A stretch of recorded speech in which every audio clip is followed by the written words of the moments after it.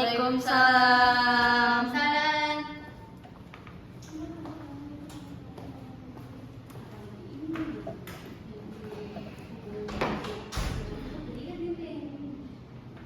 Assalamualaikum warahmatullahi wabarakatuh. Waalaikumsalam warahmatullahi wabarakatuh. Selamat siang anak-anak. Siang, Bu. Semangat nggak nih? Masih. Iya, kita harus semangat karena di sini kita akan membahas tentang fikih wanita. Untuk mahasiswa ibu, di sini kelas berapa? BKI berapa? Itu tidak dulu. Ini kelas PPA berapa, teman-teman? Baik. Di sini ibu akan membahas tentang haid dan istihadah dalam fikih wanita serta pengaruhnya terhadap sholat. Nah, di sini pasti udah sering ya. Pasti teman-teman juga udah yang namanya sering mengalami menstruasi atau haid. Ya. Nah, haid itu sering terjadi. Ada yang 1 bulan sekali, ada juga 1 bulan 2 kali. Nah, yang sering teman-teman alami itu 1 bulan sekali atau 1 bulan 2 kali? Sekali. Lancar Bu, alhamdulillah. Alhamdulillah, berarti kalau misalkan 1 bulan 1 kali itu termasuk normal ya. Ya. Tapi kalau 1 bulan 2 kali emang itu tidak termasuk normal, Bu. Normal, cuma itu semua itu tergantung hormon ya. Karena kan kita kan ada yang namanya stres, pola hidup kita gitu kan. Kayak misalkan kita berjalan juga kadang ngaruh loh sama haid kita, kadang nggak lancar, kadang lebih lancar, kadang sampai ke yang namanya istihadah. Berarti ada pembahasan Iya, Bu. gitu. Nah, di sini itu haid biasa yang sering terjadi itu paling cepat ya, paling cepatnya itu 3 hari dan paling lamanya itu kalau apa ya standarnya 7 hari dan paling lamanya itu sampai 15 hari. Gitu. Nah, kalau misalkan kita haid di hari pertama kita haid nih, di hari ke misalkan hari pertama kita haid, hari ketiga itu kita masih haid nih. Iya, Coba dilihat dulu, kakak-kakak. Nah, aku dulu, aku slide-nya aku ya. Nah, apa itu haid? Haid adalah darah yang keluar dari rahim perempuan secara alami pada waktu tertentu, biasanya setiap bulan. Yang tadi sudah ibu jelaskan ya, Iya, Bu. yaitu 1 bulan 1 kali atau 1 bulan 2 kali. Nah, di sini juga ada bagaimana sih terjadinya haid. Nah, terjadinya haid itu tubuh perempuan bekerja dalam siklus yang disebut siklus menstruasi yang biasanya berlangsung sekitar 21 sampai 35 hari. Siklus ini dikendalikan oleh hormon gitu ya. Nah, jadi wajar kalau misalkan kita haid itu, misalkan hitungannya nih, teman-teman di sini paling sering tuh haid yang 3 hari, 7 hari atau 15 hari? 7 hari ya. Kadang kalau misalkan pembahasan haid ya, kita misalkan haid yang 3 hari. Nah, di keempat harinya kita itu udah bersih, otomatis kita wajib yang namanya toharoh. Apa itu toharoh? Bersih. Toharoh ya, toharoh itu adalah suci. Suci dari mana? Suci dari hadas besar yang dinamakan haid gitu. Nah, kalau misalkan kita di 3 hari kita haid, tapi setelah keempat harinya kita udah nggak ada nih, itu kita wajib yang namanya suci, walaupun masih ada 7 hari, masih ada 15 hari, karena kan udah nggak ada haidnya ya. Misal ketiga hari kita haid, nah misalkan soalnya kita udah nggak ada nih haidnya, Kayak gak ada sama sekali gitu. nggak ada sama sekali. Misalkan di waktu zuhur nggak ada, asar nggak ada, maghrib juga nggak ada kan. Iya. Nah, kita di waktu ini kita misalkan isyanya udah nanti aja mandinya sekalian isya aja, atau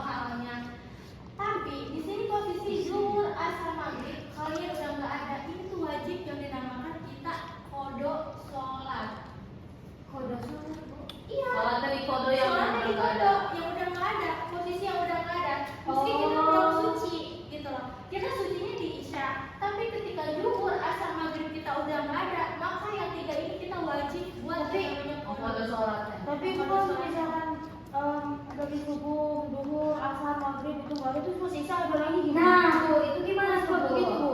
Kalau pas Kalau enggak, kalau pas kita tiga keluar, malam, iya. kita keluar lagi itu kenapa Bu? itu nggak apa-apa, berarti itu tandanya kayak kitanya emang nggak lancar.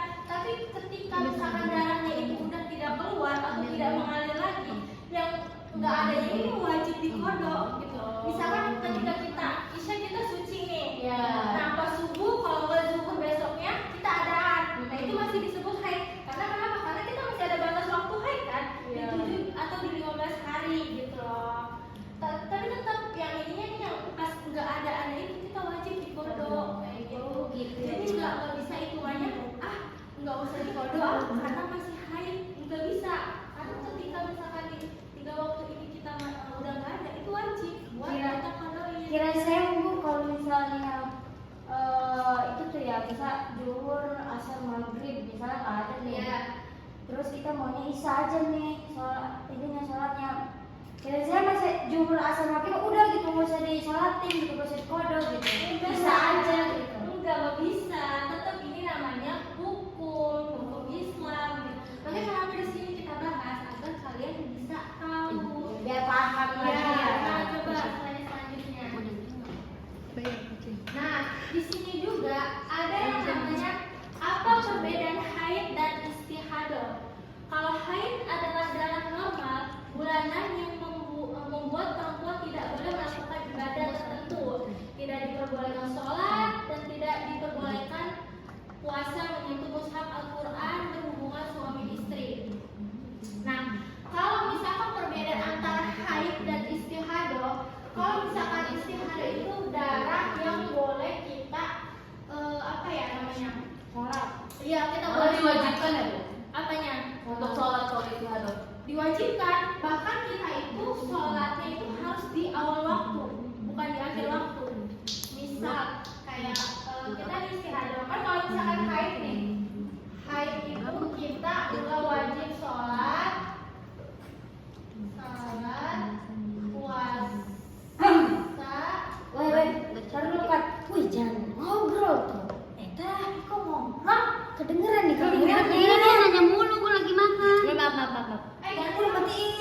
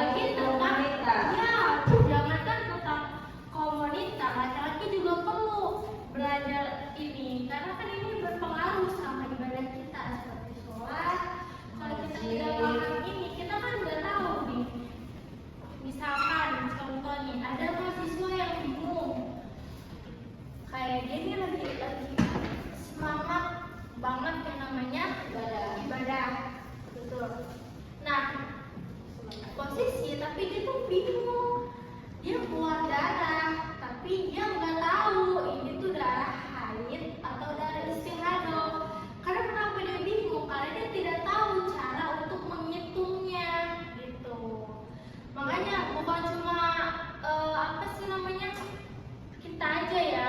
Jadi banyak banget perempuan di luar sana yang masih keliru antara darah haid sama darah istihadah. Sebenarnya kita tuh bisa membedakan loh. Kalau misalkan darah haid itu darahnya tuh merah, kehitaman, terus rada kental kayak gitu. Oh, emang ada perbedaan? Ada perbedaannya. Kalau istihadah Kalau apa? istihadah itu dia lebih encer dan merahnya tuh agak merah muda. Itu Pekat ya? pekat. Enggak, kalau yang haid pekat dan Kalau yang merah jambu itu kali ya, Bu? pokoknya kalau misalkan Pink. kalau misalkan darah penjelasan darah haid ya, penjelasan darah haid dan darah istihadah itu beda. Kalau misalkan haid itu dia lebih ke pekat, terus bau, terus kayak warnanya tuh kayak lebih kecoklatan gitu. Iya. Nah, kalau misalkan yang istihadah itu dia lebih encer dan kayak warnanya tuh lebih ke merah-merahan gitu. Itu perbedaannya ya. Tapi istihadah bisa sembuh nggak? Istihadah bisa sembuh kalau misalkan kita menjaga dari pola hidup kita. Kadang stres juga bisa berpengaruh loh sama istihadah. Karena emang itu kan yang keluar adalah penyakit. Itu dalam jangka waktu yang panjang kalau yang sembuh. Kenapa? Ya tergantung dianya. Kadang kan bisa juga kita berobat ke medis, takutnya hormon kita lagi ada bermasalah. Kalau nggak sakit-sakit kisah gitu kan bisa bikin kayak gitu. Nah, Iya. iya, bisa berpengaruh bisa itu. Makanya kita kan sebagai perempuan nih, kita perempuan itu punya apa ya namanya hormon ya. Jadi kita tuh wajib yang namanya kita menjaga diri kita gitu loh. Karena kita tuh benar-benar apa ya, perempuan itu banyak kok tantangannya beda sama halnya dengan laki-laki. Makanya kenapa fikih ini banyak berkaitan tentang pembahasan tentang wanita, bahkan dikhususkan wanita, fikih wanita gitu. Karena pembahasan wanita tuh sangat dalam dan banyak gitu, dari cara sholat, haid, puasa, wudhu pun kita berbeda sama laki-laki. Sholat pun kita berbeda sama laki-laki. Gitu. Gue mau nanya, Ya. kalau orang yang aku punya temen, dia istihadah, tapi mungkin awalnya dia nggak tahu kalau istihadah itu diwajibkan untuk sholat. Tapi setelah dikasih tahu buat kalau istihadah itu wajib sholat, dia tetap nggak mau sholat. Terus cara kita biar, maksudnya cara kita gimana gitu biar dia tuh sadar kalau dia tuh wajib sholat gitu. Tapi sebelumnya udah pernah dikasih tahu. Udah dikasih tahu tapi dia cuma jawab, oh emang iya kayak gitu, nggak tahu. Terus dia tuh alasannya nggak mau sholat karena dia capek pulang balik kamar mandinya. Itu sebenarnya sih kalau kayak gitu udah konsekuensinya ya kan. Cuma Berasal dari dia ya, Bu? ya itu balik lagi ke dia. Kenapa kita kan udah mengingatkan. Mengingatkan. Kalau misalkan emang dia masih kayak gitu, itu kan udah bukan tanggung jawab kita karena posisinya keadaan dia juga sudah balik kan. Jadi Iya. kita tidak ada punya kewajiban gitu untuk mengingatkan dia kembali dan terus menerus gitu. Baiknya kita bukan keluarganya ya. Ya, betul. Tuh. Dari tata cara sholat lagi istihadah juga kan berbeda ya. Kita Bedanya gimana? ya, kita harus sholat di awal waktu gitu. Kita harus benar-benar bersih gitu loh. Kayak gitu. Jadi emang sebenarnya capek sih kalau misalkan istihadah. Karena belum balik ke kamar mandinya Nah, itu setiap mau sholat kan ganti. Sholat harus ganti, mau sholat harus ganti gitu. Ya makanya dari situ kita juga harus menjaga kesehatan diri kita gitu, agar kita tidak yang namanya merasakan istihadah gitu, teman-teman. Tapi ternyata darah istihadah bisa kan tadi aku ngomong bisa dari sini deh. Iya. Kalau teman aku pernah juga kayak gitu, dia dalam tanggal waktu yang lumayan hampir setengah tahun istihadah dan dia pulang balik ke rumah sakit, tapi ternyata darah HIV, darah istihadahnya itu bukan karena dia sakit awalnya, bukan karena dia sakit, tapi karena emang ada orang yang nggak suka sama dia, maksudnya sama keluarga dia, salah satunya orang tuanya, dan numbalin rahim dia itu dengan ya makhluk begitu sampai akhirnya dia kena kista gitu. Jadi baru ketahuan kalau misalnya awalnya ada yang nggak suka, terus dia istihadah, pas di ronsen ternyata ada kista yang lumayan gede. Tapi setelah sebelum itu dia pernah dibawa ke medis. Pernah. Awalnya non medis, awalnya berobatnya medis dulu, cuman emang karena hormon gitu dengan dokternya. Tapi setelah ditelusuri, karena bapaknya ini mau nyalon caleg gitu, kayak caleg gitu, akhirnya berketahuan ternyata ada yang nggak suka, terus numbalin rahim dia itu dengan makhluk-makhluk begitu sampai akhirnya dia bisa.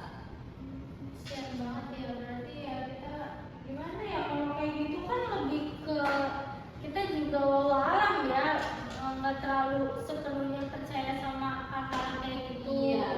Cuma kita juga kan kenapa orang-orang zaman sekarang itu kayak dia nih apa ya, percaya sama hal-hal kayak gitu. Misalkan kayak apalagi kalau misalkan dia mau ada caleg kayak gitu kan, lebih ke apa sih, ajaran-ajaran yang menyimpang gitu ya kan. Sebenarnya itu kembali lagi lah sama diri dia gitu. Cuma kita juga harus memperkuat yang namanya iman kita, apalagi sholat itu kan yang utama kan, maksudnya karena kan di rukun Islam itu sholat itu berapa? Dua. Ada yang tahu rukun Islam jumlahnya ada berapa? 5. Yang pertama syahadat, Sholat, zakat, puasa, naik haji bila mampu. Nah, itu kan otomatis sholat itu udah termasuk yang namanya rukun Islam. Kita sebagai orang Islam itu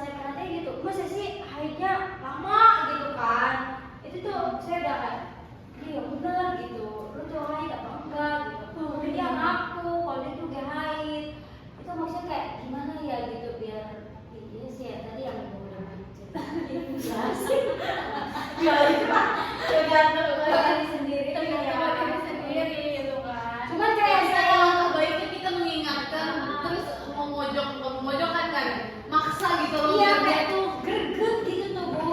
Saya tuh pengen punya teman yang kayak gak mau yang namanya gak bisa sholat.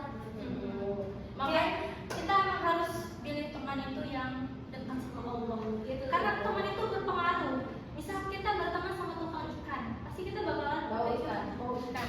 Kalau misalnya kita berteman sama tukang parfum, pasti kita bakalan wangi. Surga. seperti itu. Tapi Tapi benar aku berteman sama tukang ikan pasti. dikasih ikan, kamu jangan dipaksa. Gitu ya teman-teman. Jadi berarti ini udah ngerti nih pembahasan. Berarti tentang sholat juga teman-teman udah paham? Paham. Oke, kalau paham sekarang ibu mau nanya. Batas aurat perempuan ketika sholat dari Saya. mana ke mana? Coba. Dari ini nih. Apa itu? Lagu. Dari dagu. Maksudnya dari mana? Oh, dari kepala berarti. Dari kepala, nyamuk ke dagu, nyamuk ke kaki. Nah, tangan kecilnya gak apa-apa ya kalau agak mengolol dikit. Berarti yang boleh terlihat saat sholat itu apa? Telapak tangan, Wajah. wajah, ya betul. Iya, Sama ini betul. nih, karena ketika kita sholat itu batas yang boleh untuk diperlihatkan yaitu jidat sampai sini, dagu, sama telapak tangan. Cuma segini aja nih. Sampai pergelangannya ya. Karena kan katanya kalau sujud sebenarnya harus kena. Jadi nggak boleh dihalangi mau kena gitu. Ya, Oh, boleh. iya, iya. Jadi harus kena langsung, muka kita harus kena langsung ke Dada. iya, sisi dadanya gitu. Nggak muka sama tangannya nggak boleh ditutupin jadi megang sejadah juga. Apalagi kalau misalkan di depan kita nih ada yang sholat, mukanya terbang ke sejadah kita, otomatis kan ketutupan nih. Iya. Nah itu kita boleh buat yang namanya ngegeser gitu. Dalam sholat itu kita cuma bisa boleh 3 kali gerakan. Jadi cuma 1, udah gitu doang. Kalau gatal lu Gatal gini aja nih, kalau gatal juga boleh gatal, tapi jangan begini kan. nggak boleh. Gini nih. Udah Kan nggak kerasa bu kalau gatal ditenet, banget. ngerti gak sih ditenet gitu tuh? Gimana kalau misalnya di internet pas ininya ada benjolan? Pas misalkan ini di sadar. Gitu. Boleh banget, ini nggak boleh nih. Ketika kita misalkan lagi sholat ya, ada ini yang kosong, misalkan kita baru maju. Gini cuma 1 langkah, 1. Udah, kita langsung sholat. Oh Bu, saya mau nanya nih. Saya pernah, enggak Bu, saya pernah sholat. Udah habis sholat, saya tuh di pertengahan. Nah, pas di pertengahan sholat, ada barang yang jatuh. Terus jatuhnya tuh kayak berisik banget gitu. Sampai saya tuh kayak itu kaget gitu tuh. Itu membatalkan sholat ya sih? Nah, itu kan gak sengaja, karena itu refleks gitu. Itu nggak apa-apa kalau misalnya. Cuma kalau misalkan kita sengaja kayak mengeluarkan kata, misalkan kayak udah nih misalkan kaget ya udah, tapi mengeluarkan kata gitu, itu nggak boleh karena disengaja. Kita kan awal sadar gitu. Pokoknya dalam saat ini kita boleh gerak cuma 3 kali gitu. Bahkan kita lagi sholat juga boleh ke depan, misalkan ada saf yang kosong, kita maju ke depan. Kayak gitu ya. Iya bu. Berapa menit itu? 5 menit 3 detik. Kan tadi digit ya. Dah. Nah, muslimah sebagai pengangkat beban umat. Ada yang tahu maksudnya? Tidak. Tidak ngerti bu. Nah, maksud di sini muslimah sebagai pengangkat beban umat adalah seorang muslimah itu kan madrasatul ulama. Kamu gimana sih? Madrasatul ulama yaitu madrasah pertama. Karena kenapa bisa disebut beban umat? Ketika seorang perempuan melahirkan anak, otomatis perempuan itu, anak itu gimana? Dalam mati orang tua yang mendidik. Mendidiknya. Karena 90% bukan sih kepintaran dan kecerdasan anak itu turun dari Orang tua. Orang tua cewek. Ibu kan ibu. Tapi kan nggak ada anaknya. Kalau misalnya laki-laki lebih ke ibu, Enggak. perempuan lebih ke bapak. Kecerdasan